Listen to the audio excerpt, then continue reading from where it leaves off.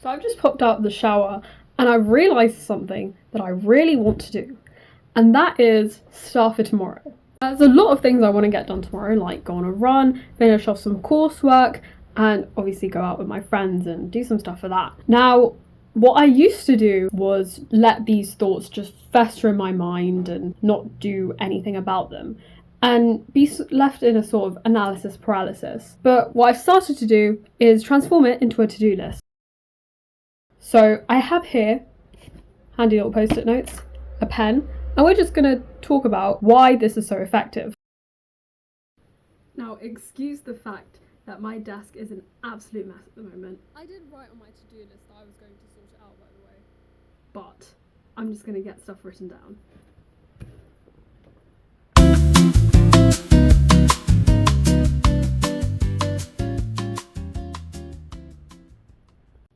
Okay, so now I've got my to-do list. You're probably wondering, what exactly is it that makes this so effective? Well, this is essentially using some pretty basic psychology. Now, when you're thinking of a task to do, this will be in your working memory. And in your working memory, you can hold up to about 5 to 9 things, depending on what you want to do. However, with all of these thoughts swimming in your mind, you're obviously trying to retain them.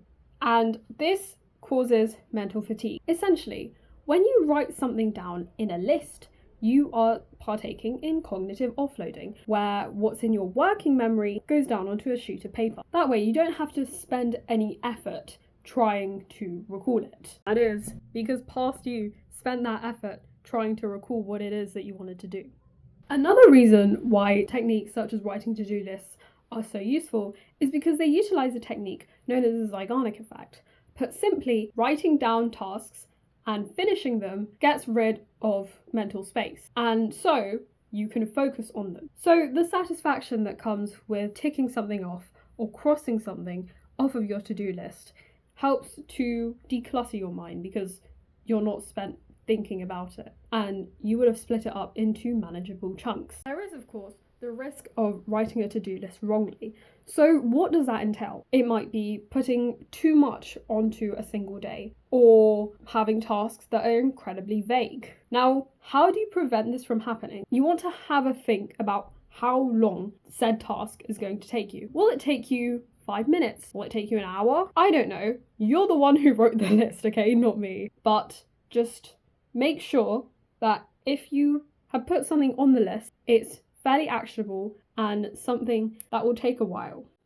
Okay, so I know I mentioned here that you shouldn't be putting too much on your to-do list, but I'm definitely guilty of this. I just made sure that any tasks that I didn't do that day were moved on to the next day, and that I had nothing else on that day planned that would have been too much for me to do that move. So I don't know, I guess when you're writing your to-do list, you don't want it to be too many tasks for you to not be able to do in 2 days. Anyways, I hope that's been a useful video. If you were thinking about writing a to-do list but never got around to doing it, just find a pen, find some paper. They don't have to be these post-it notes unless you have them, but I got a pack of like 800 or something and it cost me about £8. So it's nothing too expensive. Of course, there are probably other techniques out there, but to-do lists are a pretty rudimentary one, I would say. I do hope that this has motivated you into writing a to-do list, regardless of where you actually write it, whether it be on post-it notes or paper or even digitally if you want to. That's all from me. I'm Ash. Peace.